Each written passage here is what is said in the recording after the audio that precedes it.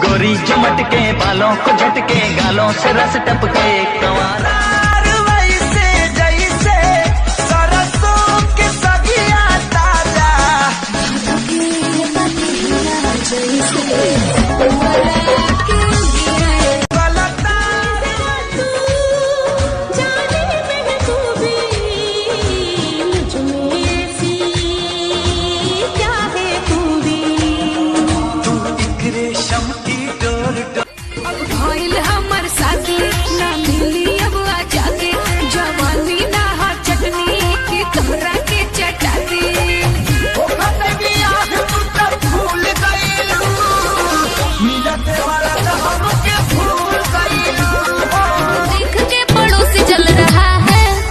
Video लाइक कीजिए, आप भी मत जलिए, समझे?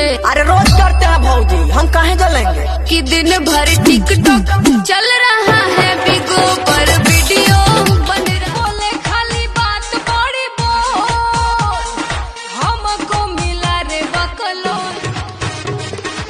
झूठों में बलम अब मरती है जिंदगी में याद सताए तुम्हें यार, हमारी गलियां जाना। हीरो जैसा लोग हो, मीठे मुस्कान, धोनी जैसा बाल हो, बॉडी साल